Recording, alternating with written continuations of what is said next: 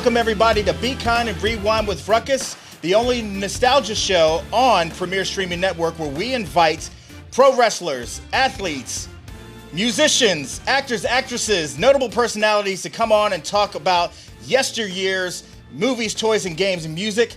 I'm your host, Mikey Rukus. Joining me to my right is Keeping It Will. He looks like he's especially excited this week. Will, how are you? I'm great. I'm stunned, but I'm great. How are you doing? I'm doing my best to try to be nice to you this week. I know I give you a lot of all the time, so I figured I was going to be gentle in my intro for you this week. Well, you know, I had a good dad joke for you today. You ready? Here we go. Knock, knock. Who's there? Go f*** yourself. Anything to make my assistant happy. Joining us this week is a man that needs no introduction. He is the front man for one of the most iconic rock bands of all time. It is ELIAS Soriano of Nonpoint. ELIAS, how are you this week, sir? I am wonderful as always, sir. It's always good to be happy, so I'm happy to be good. And we're happy that you're good. How you guys doing? We're living the dream. I got to ask, Rukus, how were you able to land this? This is amazing. It's a very long story. Elias and I go back when we were like 11 years old. No, I'm kidding. Yeah, he broke his when we were kids. He broke his leg, and I took him to the hospital on my big wheel, and we've been friends ever since. And it was a Ronald Miller scam the entire time. So it was a green machine. Green machine hurt. Got it. Okay. Yeah, a little compound fracture, but we stuffed some leaves down in there. You know, we were 11. I mean, when the cats came off, there were sticks and rocks and all kinds of shit down in the bottom of my shoe. You get it.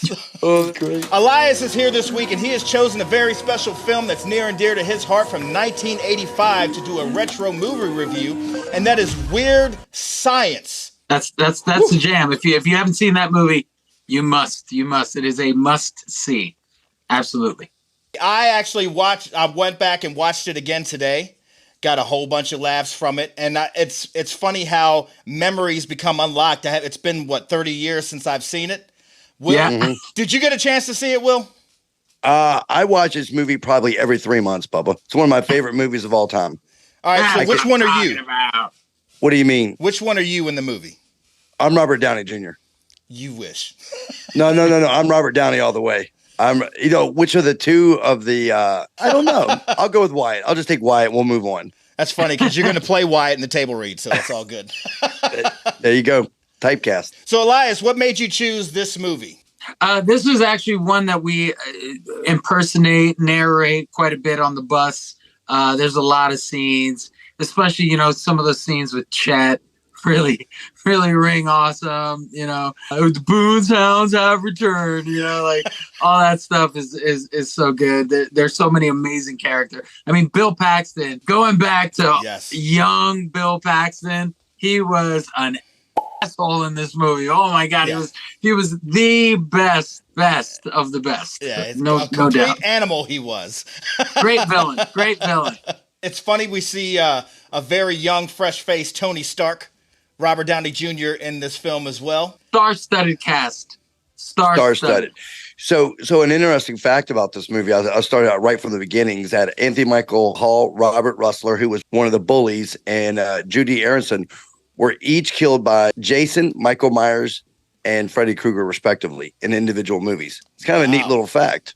Wow. Yeah, I'm glad the end of that sentence ended the way it did, because damn, it really started down a dark path for it. You really had me on the for a minute there. For real, bro. He was like, "Hey, I don't want to break up this good time we're having, but these 3 actors died." What? Oh, yes, it was a Comic-Con. Hey, Will, lead with that next time, would you? Lead with the Michael Myers thing. Had an old man here sweating. I think the funny thing about this movie is that it's really kind of like bird's eye view into what AI pretty much is today. Like way back then. Like they created this woman using basically they were feeding this computer all of this information and then created this woman out of basically nothing but information. And it was a mix of scanners, an Apple computer, and lightning. Apparently, you can make a girl. And nudie magazines. Don't quote me on that. Yeah. Well, they named her Lisa after the operating system from Apple. That was their first operating system was Lisa. That's where they got the name from. Did not know that. See, I was just making the Apple joke. Didn't even realize it was an Apple computer. And I didn't start with murder. So it was a good one. There you go. Well done, Will. Well done. Thank you. I think it was funny. I think it was funny that they created like graphics for like searching through a computer. Like the computer is actually going to take you through a tunnel to open up another portal. You know, it's just going to give you the information. It's like, okay, well, this is fun. This would never happen, but this is fun.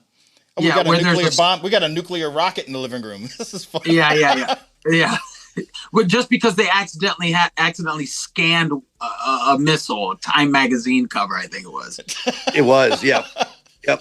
And, you know, I love the fact that she teaches the boys to be themselves, right? Like it doesn't matter, just be in your own skin. Because they got kind of arrogant, you know, as the movie went on. Yeah. And then they finally realized that they just be themselves, you know, because they got attacked by the bikers, right? Which Vernon Wells played the biker. He played the same character in Mad Max, the movie. I don't know if you remember that or not, but he also played the lead bad guy in Commando as well. And, you know, I thought that the way they came together at the end, that end scene, I don't know. I always kind of tear up when she leaves, when they have to say goodbye. To me, it was a sad scene. Yeah, I liked when the bikers were leaving and the one guy goes, you know, if we keep this between us, that'd be great. I really hate to lose my teaching job. Well, didn't that guy play he was like the bad guy in The Hills Have Eyes? And he was also the singer in Midnight Oil. Wasn't Oh, was he? No, he wasn't. He was. He looks like my mind went to the principal in Motley Crue smoking in the boys' room. Well, that is him. Okay, that is him. That is him. Smoking in. That is him. He went on to be a senator in Australia or something. No, different guy. That was the Beds Are Burning guy. That's great. Yeah. Good pull. Goodness me. Yeah. Hey, man, I got all the funny '80s punchlines during this whole thing. You guys will be cracking up. So what's your replay value on this for you? I'm like, well, man, it's a once a year kind of thing. I got to pop it in just to get my fix. It's up there with Spaceballs, with the Lost Boys, with, National Lampoons, one of my favorite lines. Good night, Russ. when he's trying to explain to his son, oh, that was just a waitress. And he's like, that's great, Dad. You think Mom will believe it? He's your son. Good night, Russ. For whatever reason, I don't know why, my favorite line is in the bar scene where Fat says, explain it to him. Like, I'm trying to, man. I'm telling you the truth, man. This is for real, bro. I tell you, man. This the plain truth, man. Now, was that the first time you were introduced to the blues? Oh, God, no. I grew up in a house that we had I grew up in South Florida, and the first Sunday of every month was Riverwalk Jazz. And all along the Riverwalk in Fort Lauderdale, there would be stages set up where jazz musicians and blues musicians would set up and play every weekend. And like thousands of Floridians would go walk the Riverwalk and listen to jazz. So I'd say from 4 to about 16, 17, there was Spyro Gyra, Weather Report, George Benson, like just nothing but jazz in the house, during a Saturday cleanup. When you were cleaning the house on a Saturday, it was either jazz or like Anita Baker, the Commodores, that kind of Christopher Cross, James Taylor, Bernie. It was like yacht rock and jazz in my house on a Saturday. Nice. So that for me, that was the first time I got introduced to the blues. I was like, ooh, I'm kind of into this because, I'd never heard anything like that before. And the fact that, like Rukus said, I love that scene. She need me in the nuts. He's broke my heart in two.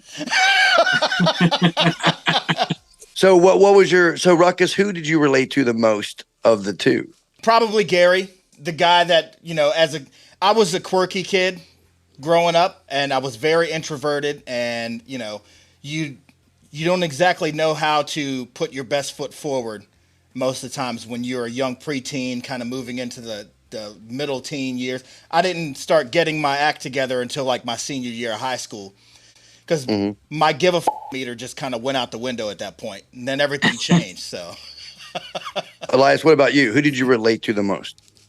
Yeah, I'd say Gary too, because same thing. I tried to get my group of dudes together. We were a little bit of the odd men out, but we still kind of made our mark, and it was really a group of like funny dudes that all like knew how to dance. So we kind of we were able to hang out and make people laugh, but at the same time we had a little bit of style, going to merry-go-round and Chess King, buying Zeke Havrichis and Skids and all that kind of stuff. Merry-go-round.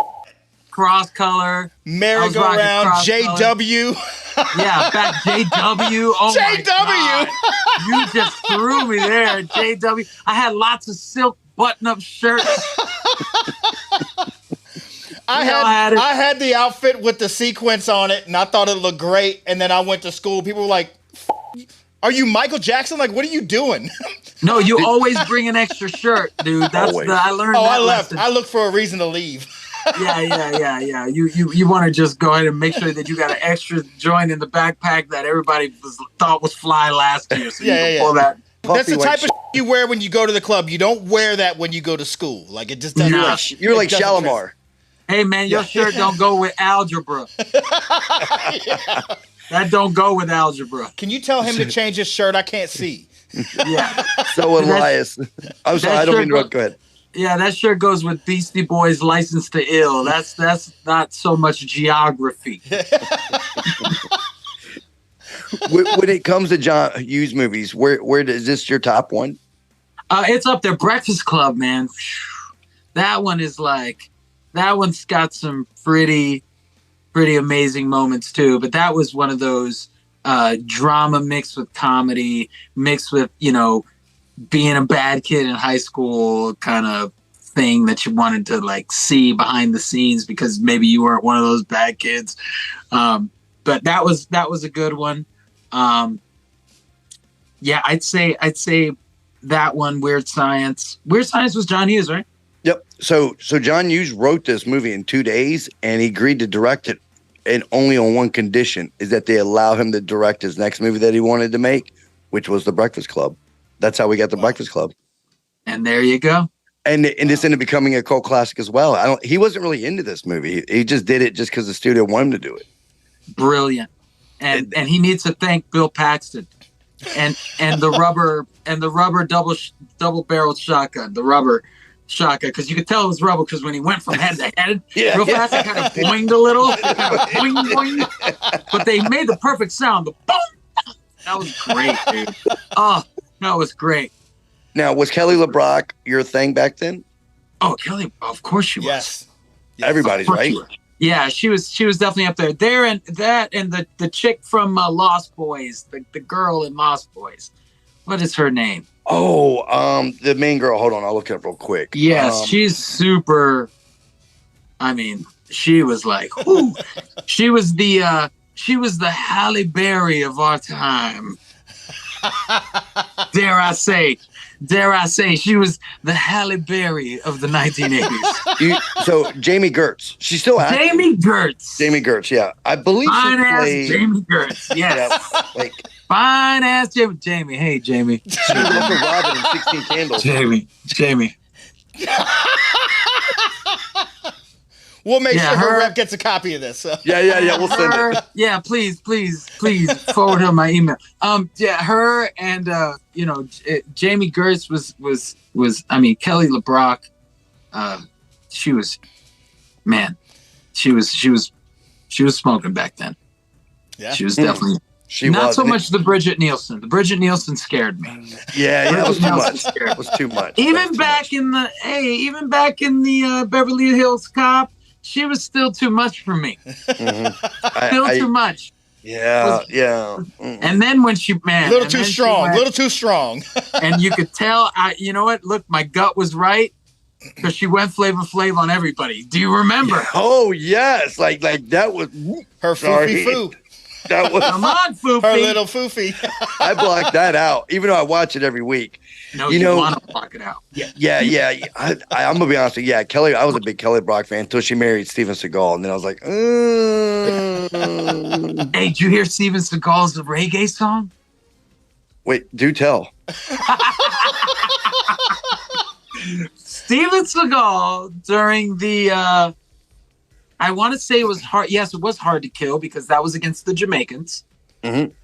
He must have befriended a Jamaican songwriter, producer of some type, and decided it was a good idea to drop a full-out reggae album where he says the word punani and all sorts of stuff. Stop playing, man. See, I'm about to make this. I'm literally going to be the Hannibal Buress of the Bill Cosby world, but for Steven Seagal, I'm going to be the one that blew the whistle on this. Hey, listen, people, listen to me. You're going to YouTube Steven Seagal reggae song. Stop playing. And Steven, I want a cut of these streams. You're about to get some publishing. I'm about to start churning your publishing funnels. I need a phone call from your management. It's gonna be you're gonna be number one on YouTube tomorrow. You're welcome. If welcome, he hits, Steven. Does he get to open up for you? You're welcome. I'll open up for Steven. No rain is going to highlight him. Oh my God! All right, so that brings us weird science. Now, Elias, we have something here we like to do every week, right? Which is one of our favorite things to do. And what we do is we take the top 10 songs from that week that Weird Science came out, which was August 2nd, 1985 was when Weird Science came out. So we remember the old Casey Kasem top 40? This is Casey Kasem top 40. Of course I do. Yes, there you go. So we take the 10 songs, and then you guys got to see if you remember them, and then you and Rukus will see if you can sing them out. All right, are you ready for this? Gotcha, I'm ready. Now, I will tell you that we have not had a guest get all 10 right. I would like to ask a couple of seconds to see if I can get it on my own. Okay. You get to go first. I'm a very competitive person. Got it. Give me a couple steps. Okay, here we go. All right. So I think in looking at this, I think there's a couple here. I only see two that give me pause, but I think you got it, right? Now, I don't have to know. I could sing it, but I may not know the artist. Okay. Well, I'm going to tell you the name of the song and the artist. You just have to sing the song. Yeah. I'll probably be able to sing without the music. Let's go. All right, let's go. All right. Number 10, DeBarge. Who's holding Donna now? Shit. It's not say all this long is waiting for you. Is that it, or is that a different one? That is not. Do you remember it, Rukus? No, I don't. I tell you, I remember DeBarge though, because my hair used to look like his. Donna now, and I keep asking, who is she walking around? I feel like a fool. It's right there. I don't remember it. Now. You lost me. There you go. And Elias, you can tell that I'm not the singer of the group. Okay. Yeah, I'm still. You're not doing it justice. I apologize. No, not at all. Not at all. Mr. DeBarge, L, I think is his first name. L. DeBarge. Mr. DeBarge is Chico, if you know him well. Chico, if you know him well. Yeah. There you go. All right. Yeah. So number 9. Okay. The Power Station, which was a power group. Yes. Of Robert Palmer and some guys from Duran Duran. Hey. I remember. Get It On. John Taylor. Bang a Gong. Get it on. Get it on. Get it on. Bam, bam, bam, bam. All right. This is the one. I'm going to leave it up there for you to look at. Okay, go ahead. Screenshot it. This is the one I was the most worried about. Number 8. Sentimental Street by Night Ranger. Oh, I know this. Sentimental Street. Na, na, na, na, na. I think you're right. I think you got it. There you go. He knew it. I didn't. Yeah. That was a tough one. That was a tough one. All right. I think this is a slam dunk. I think actually we're about to go into some slam dunks. All right. Number 7, Huey Lewis in the News, The Power of Love. I feel the power of love. I feel the power of love. Can you feel it? Mm-hmm. All right. We're on a run. Number 6, a little slow jam from 1985. I have that vinyl upstairs, by the way, that Huey Lewis. And you do? Yes. Oh, hey now. All right, let's see if you have this vinyl. See if you got a slow jam for you. Corey Hart, Never Surrender. They will never surrender. All I asking for. Feel your heart, never surrender. Never surrender. Perfect. Hell yeah. All right. We're on. Not the buzz. You got to get the double buys. You got to get the double buys now. Well, you get the double buys. You get number 1. Wait, bro. They don't fit on the screen. Double buys are number 1. All right, let's. Number 5. Bruce Springsteen, Glory Days. Glory days, they'll never you by Glory days. Young girl time, glory days. Glory days. All right. That was excellent. We're on a run. Ooh, yeah. We're on a run. Number 4. This is the one I thought would give us some trouble as well. You Give Good Love by Whitney Houston. You give good love to me. Never too much. Will never so good. Take this heart of mine into your hands. You give good love to me. Never too much. Will never so good. All right. Nice. Don't try me, son. I see that. Up, here they come again. Intimidation factor. Number 3. If You Love Somebody, Set Them Free by Sting. I know this one. If you love, oh man, you're right on it. If you love someone, it's there. Here we go. If you love somebody, yeah. If you love someone, yeah. Set them free. Set them free. Set them free. Set them free. All right. I know. All right. Shout out Sting, boy. Yeah. All right. This one, I'm gonna need you to start from the first verse. All right. Okay. You because I feel like if you start from the first verse, you might win the show forever. Okay. If you can't, start where you can though. Number 2, Paul Young, Every Time You Go Away. I know the hook. I don't know the verse. I know. There you go. Ooh, if we can start any problem, yeah. Why do we lose so many tears? I can feel your body move. Nice. Yeah. That you know what? I think that, go away. Yeah. Amazing. All right, number 1, not the song that everybody knows of this band, but it was a monster hit for them, but not the one that people love to this day still. Tears for Fears, Shout. Everybody knows that. Shout. Let it all out. These are the things I can do without. Come on. I'm talking to you. Come on.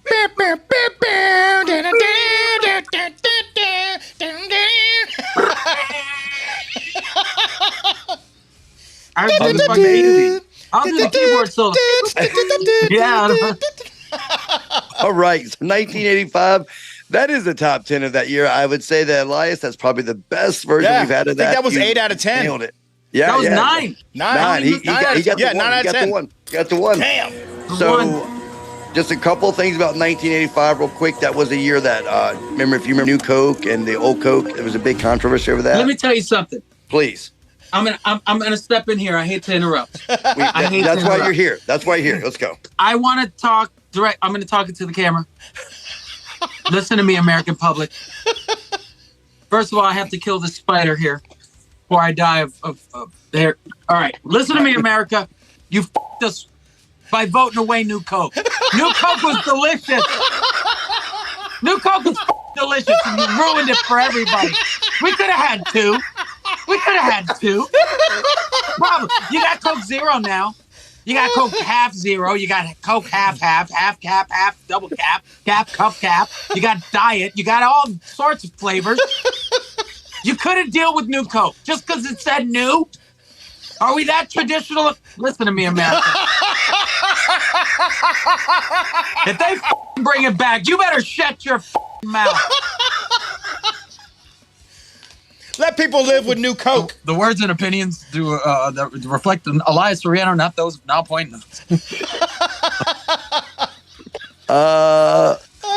New Coke. It was delicious. I loved New Coke. You know what I didn't like? What's that? I didn't like Pepsi Clear. What the f*** is that shit? Remember Pepsi it was Clear? Horrible. It was horrible. Yes. Horrible. I have one still here somewhere. Oh, God. Yeah, still in the bottle. It's yellow, but I still have it. Yeah. Oh, it wasn't so clear after all. It was piss. It was f***ing new. The future did. The future knew. The future knew. Future knew. I apologize. I'm sorry. I'm swearing a lot on this. Okay. Beautiful. No, it's okay. It's okay. Just a couple more facts. Route 66 was officially removed from the U.S. highway system. That's a fun little fact there in 1985. But it's, you know what's weird? It's actually still on the highway. Yeah, you can because still we drive it all the time on tour. We can drive Route 66 all the time. I drove it once just to say I did it. It was They pulled it out of the books. Fucking DeSantis. Fucking DeSantis. He pulled it out of the books. I knew it was going to happen. Oh, God. Pulled Route 66 out of the... We're getting too conservative, folks. Sorry. They found the Titanic. The wreck of the Titanic was discovered that year. The average monthly rent was $3.25. A gallon of gas was $1.09. New house was $89,000. A new car was around $9,000. Cost of stamp was 22 cents. And we still bitched about all 7 of them. All 7 of those things we bitched about it. $1.09. Jesus Christ, gas is... This world's going to shit. Just absolutely. DeSantis. So VH1 begins broadcasting in 1985. Whitney Houston releases her debut album. I believe DeSantis also has something to do with David Lee Roth leaving Van Halen, if I'm not mistaken. It was his fault. It was his fault. Yes, He did David credited. He did. He credited DeSantis for the fall of Halen. It's sad. Now, I don't want to get too far away from this real quick, but I think I already know the answer to this. Are you David Lee Roth Van Halen or Sammy Hagar Van Halen? You know what? I'll tell you what. I am in a band that has had member changes. So I understand sometimes things just don't work out. Yep. Mm-hmm. I will say I loved Van Halen growing up with David. And Sammy Hagar went on to do monumental music with Van Halen. Some of the biggest, most iconic songs of all time. Like Right Now is biggest. It's top of mind. So I got to give credit where credit's due. I love them both, and I think that the brand of Van Halen definitely understood that, hey, even though sometimes things don't work out, we still love to make music and we want to continue to make music. So let's get somebody that we feel like is a good showman and put them in the spot. And I feel like they made a good decision. Yeah. And so I love David. I love Sammy. I have friends that work with Sammy. And I've actually met David once, and he was one of the sweetest guys in the world. So God bless them both and wish them both the best. That's awesome. And I think you're right. Great music from both sides of that band, in all honesty. And then we have. I mean, but the first Van Halen. Come on, let's be fun. See how I did? You guys see it? I did love Dave's solo album, though. I mean, his kicks. He used to kick and shit, do cartwheels. Come on, bro. Yeah. Eat him up and smile. You can't wear you can't stuff that much sockage into your things and be able to do a cartwheel like that and not get credited. So Rukus, I'm assuming you're with the David Lee Roth version of Van Halen? Was that your favorite version? I've always liked both. And it's like, I was a little kid when David Lee Roth was with him, and I was a teenager when Sammy was with him. And there's certain songs from both eras that stick with me. Absolutely. So, Panama was a big one for me. Hot for Teacher was a big one for me. But in the Sammy era, it was Right Now. It was a huge song in my high school. There was a big movement at my high school. And so that one, it's a real staple for me. And Pound Cake was another one. I would say that the best way I equate the two is Van Halen with David Lee Roth was more in the style of a Motley Crue. And with Sammy, they were U2. That's an interesting way of looking at it. Both monumental, both iconic, but both just had different paths. I'm gonna be honest with you. I'm the fan of both sides as well, equally, because I think they gave us two different things. I completely agree with that. And I love the band tremendously. Yeah. And then they had a third singer, Gary Cherone, which I like that album as well. If we're being honest, I dug that very much. And in 1985, finishing out in 1985, I don't know where you guys were at that year, but some cartoons that came out and debuted that year were the Care Bears, Jim and the Holograms, the Gummy Bears, She-Ra, Thundercats, the Wuzzles, and is it the Berenstain or the Bernstein Bears? Berenstain Bears. Berenstain Bears spelled with an E. Yeah, and I used to watch all of them, and I'm about to probably f some people up. Jem was truly outrageous. Yeah. Truly outrageous. Bro, when I say I woke up early to watch that because I wanted to be in a band so bad back then that even the girl band was really, and I'm not going to, Hey, the Misfits had some tunes. Bro, Jem was hot. Come on, let's not play. Hey, you guys ready for me to blow your mind? Cyrus, like, I ain't going to bring her around my mom kind of thing. Did she? I mean, early Miley. Not now Miley. Miley now I bring around my mom. I'm talking about like Stevia, a couple years ago. Miley. Sylvia. Let me blow your mind for a second. All right. One of the main songwriters for Jem and the Holograms, Ann Bryant, she's actually the composer of the Transformers theme. The Transformers? Yes. More than meets the eye.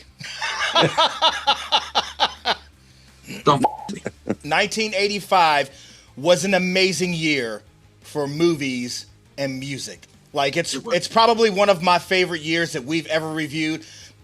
Prior to coming on to Premier Streaming Network, Will and I used to review specific years throughout the 80s and 90s. And 85 was it was so abundant. And there was a lot of things that were transitioning into like the future and things like that. It's just great year. I have nothing but great memories from the year 85. Cartoons, movies, toys, like all that stuff. So I just wanted to throw that out there. Yeah, Thundercats. I mean, come on, bro. Yes. Come on. Absolutely. They had a panther with nunchucks. I mean, bro, are you kidding me? Wait a minute. I don't know how old you are, and I don't want to ask, right? But did you have toys I'm assuming you had toys in the 80s, right? Like, what was I had Panther, I had He-Man, I had Castle Grayskull, I had Battle Cat, I had Ram Man, I had freaking the guy that his face changed. I forgot his name. What was his name? Manny Faces. Manny Faces. Yes, I had him. I had the little floaty ghost guy. I had Snarf. So was He-Man your favorite? I had He-Man was definitely up there. I had a lot of G.I. Joes. I had some Voltron. I didn't have all the Voltrons. I went ahead and cured some childhood trauma when I got my first publishing check. During the first record, I was actually walking around, of all places, Sawgrass Mills Mall in South Florida. At the time, it was the world's largest mall. And they had this kiosk with all these specialty toys. And I purchased a limited edition, collector's edition version of a die-cast Voltron. And it was like $150 back in like 2000. It was actually 2000. And I still have it to this day. And I only put it together once. That's all you needed. You had to get that itch out of the way. I had to do it, bro. I had to do it. That's amazing. It's funny you bring up He-Man because that's the only toy that evaded me as a kid that left me with those scars. And I want to collect it so bad, but I'm scared if I go down that rabbit hole, it's going to get ugly quick. You should see his house. It's full of Batman right now. Yeah, you can. I think he'd feel like he's cheating on Batman if he went and got some He-Man. Yeah, I can't do that. I can't go against the bats. But I just want to say that He-Man will whoop Batman's ass because it's because of that right there, baby. I'm sorry. It takes up the whole screen when I take it out. I apologize. Is it getting dark in here? We're gonna have to go to single cam for that, just so you know. It's massive. There you go. I thought so. Get the widescreen out.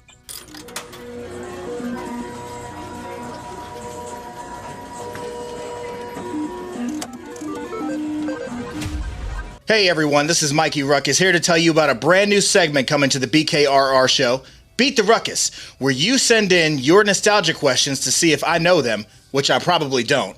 And if you beat the ruckus, you win a prize. You can send your questions in to the email thebkrrshow@gmail.com with the subject line, Beat the Ruckus. Good luck. And that brings us to what we're all here for. Ruckus, take us away. We're going to start with Spaceballs. So Wacky Table Reads is a segment where we have our guests every single week choose a handful of their favorite comedies. Keeping It Will and I will choose 2 surprise scenes from those lists, and then we go and reenact those scenes. So the first one of which will be Spaceballs, when they are looking at the now.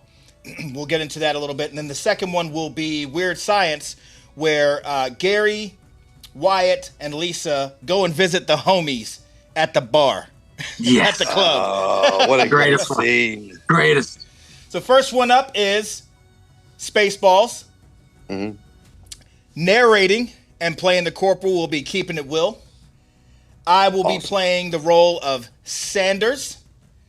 And Space Helmet, Rick Moranis, will be played by ELIAS Soriano. Now, for those of you that don't know this, Elias just got these scripts and clips last night. We have not rehearsed. We have not prepped.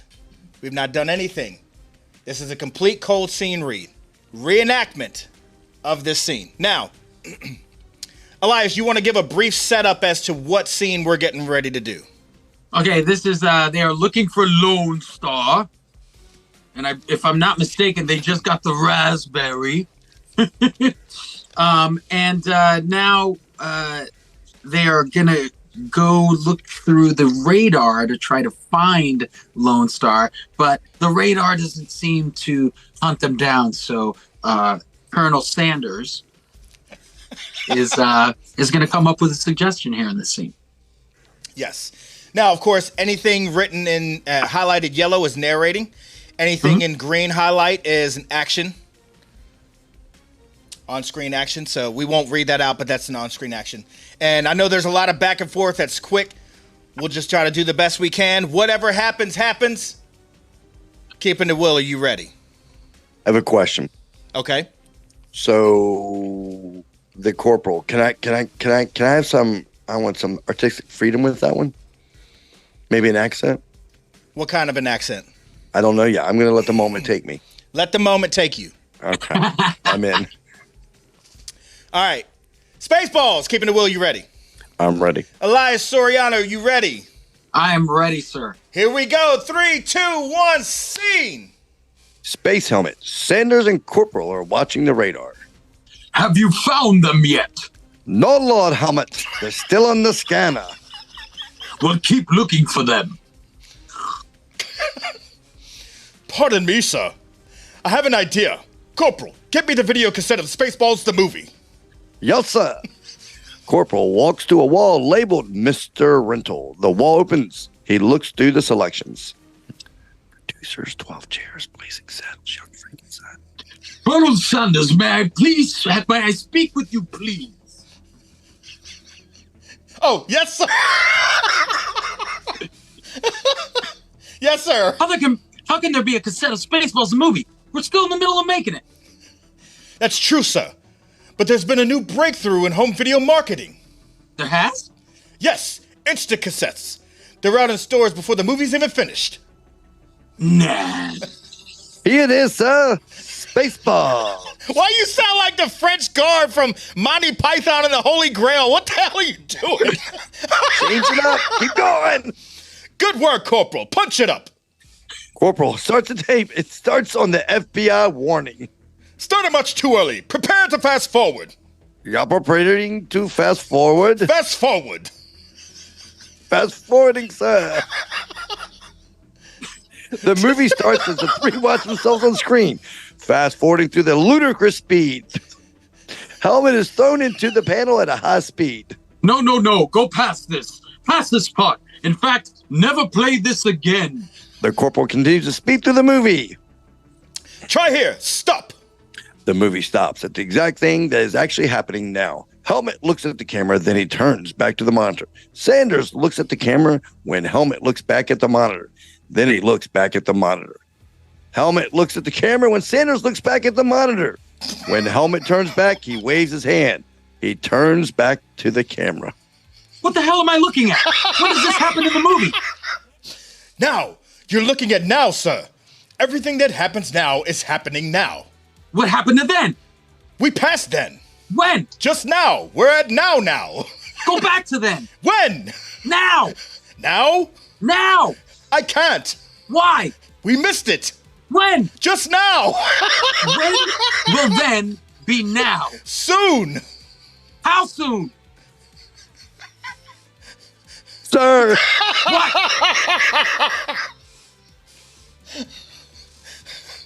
I forgot to add your name.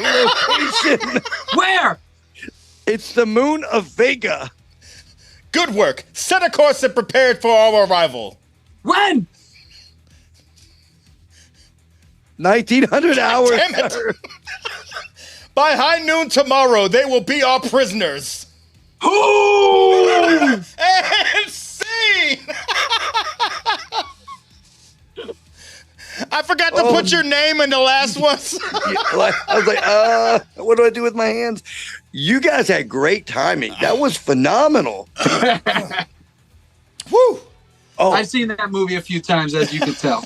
that I would say that scene probably had me laughing the most inside as well. That was a good job, guys. Beautiful, man. Now this brings us to our final scene from the movie Weird Science, where Lisa takes Wyatt and Gary out on a night out on the town. She decides that she wants them to meet some people, which they do not want to do. And it's a little bit of shenanigans that happen in the club when they meet up with the homies, is what I called them. So, yeah, they actually pull up to this club that is in the wrong part of town, and Gary and Wyatt are like, what are we doing? And she's like, we're going in this club. And they're like, we shouldn't go in that club. And she's like, well, I'm going in there. You can stay out here or you can come with me. And then she takes them in, and this all happens. Now, are they in Chicago? They're in Chicago for this, right? They are in Chicago. Yeah, okay. That is the Chicagoland area. They're actually at the there's a famous mall. It's right down the street from all the guys living in Chicago. All my guys live in Chicago, and we pass by the mall. It's not. But is the bar still there? Do you know? The bar, probably, maybe. Yeah, We say when we go to Chicago next year, we'll have to visit it. we're gonna check it out. We ate at the bar where Two-Face killed the police sergeant from The Dark Knight. Yeah. That we went and ate at that bar. Twin Anchors, yeah. Twin Anchors, yeah, that was so cool. That was pretty cool, wasn't it? Yeah, it was. It was nice. Here we go. Weird Science narrating, playing the role of Lisa, and Wyatt will be keeping the wheel. I will be playing the role of all of the homies at the table, including Dino. Actually, Will, you have one of the homies. You'll see, like, homie number one is you. All right. And playing the role of Gary is Elias Soriano. All right, you ready? All right, let's do it. Weird Science, keeping the wheel. You ready? Ready. Elias Soriano, are you ready? Ready. 3, 2, 1, scene. Lisa takes Gary and Wyatt to the bar where she wants them to mingle. They're reluctant, but after threatening them to take she would invite all of them to their house to mingle there. They enter. After Wyatt gets stuck in a bathroom stall, they all have a seat at a table with the homies. You know, listening to this blues music reminds me of my old trials and tribulations as a young guy. And, you know, my folks really, really dump on me. They really do. I say, you guys get along with your parents? I guess you guys moved out by now, though, huh? One of the homies passes a bottle in Gary's direction. What's this, sir? Drink it. That's very sweet, but I really don't drink. The homie slams the bottle on the table. Until now. See you guys in the emergency room. The homie has a bit of a laugh when Dino asks Lisa a question. Hello, pretty lady. Tell me something. What's a beautiful broad like you doing with a malacca like this, huh? It's purely sexual. No shit. He's into malacas, Dino. She's into malacas. You believe that? You can say that again. A bit later, the bottom slow blues. Everyone is chilling and smoking cigars. Gary decides to tell Fats a story, but now he's clearly intoxicated and thinks that he is one of the homies now. Fats, man. Let me tell you my story, man. Last year, I was insane for this crazy little 8th grade, okay? Crazy, insane. Insane? I was nuts with a woman, man. You gotta believe me, man. I'm telling you, I'm serious. I'm telling you the truth here. I'm speaking to you. I mean, I was nuts for the girl. And what did it for me was these big she had. Big She wouldn't have to worry about no for the rest of her life, boy. You know, she was sad and she was looking good, son. I'll tell you that right now. That's the truth, baby. I call her every night for like a month on the telephone. I'm talking devotion, man. Every damn night? Every damn night, miss. I ain't playing with you. On the telephone? What talking about on the telephone, man? Explain it to him. Come on, fam. Down. We know it's the telephone, boy. What the hell we doing? But he hung up on her. I hung up on the yeah, you know it. And here's the capper. You know what the did to me? Lay it on me. Check this out, man. Listen to what she did to me, man. She need you in the nuts and called him a in front of everybody. She did what? Need you in the nuts. Need me in my nuts, Benson. I ain't playing with your ass either, man. In the family jewels. In the family jewels, man. Family Worst jewels. pain there is. Yeah, broke my heart in two. Broke more than your heart. Yeah, you know, you right there, boy. You right there. Forget that other one. You got this fine jewel sitting by you. Yeah, ain't that the truth? That's the flame thing. Gary goes to high five one of the homies and he falls face first on the floor. Wyatt takes a final swig from his drink. Party's over. Party's over. Party's over, says the pretty lady. you. Get out of here. Here's money for you. I got $50 for you. You got some here's 50 for you. I bet $5 that boy won't make it through the club. Ooh, baby. Ooh. And scene. Woo! Oh my God. That's how we do. Oh, your commitment is excellent. Thank you so much. That was amazing. Hey man, how you do anything is how you do everything, sir. Absolutely. ELIAS Soriano, tell everybody where you're at these days, what you got going on, anything you want anybody to know. The floor is yours. This November, our release drops of the EP Heartless. For all the people that were waiting so long for the rest of the songs to drop, our 2 newest songs, Golden Gloves and Wanna Be King, along with the other 3 songs, Paper Tigers, Heartless, and Million Watts, will all be on a vintage limited edition cassette tape. There's only 300 copies in existence. We also have these Nonpoint cassette players that have Bluetooth capability. You can just plug in your headphones as well to play the cassette tape in. Swings open, says Nonpoint, all that good stuff. Go to the nonpointsite.com, nonpoint.com, tickets and VIP for all of our good stuff, all the merchandise, all available there. So we will see you guys next time. Fantastic. Let me tell you, ELIAS, it is an honor to have you on. I've been a fan for a very, very long time. First time I saw you perform was alongside Skindred in Richmond, Virginia, I believe 2005-ish. That was Bullet correct. with the Name was heavy in rotation, and man, oh man, what a show it was, and I've been a fan ever since, so it's an honor to have you here today. Thanks for having me, Mikey. Absolutely. Ladies and gentlemen, ELIAS Soriano. Thank you, Will. You're the man. Mikey, You're the man. Love you guys.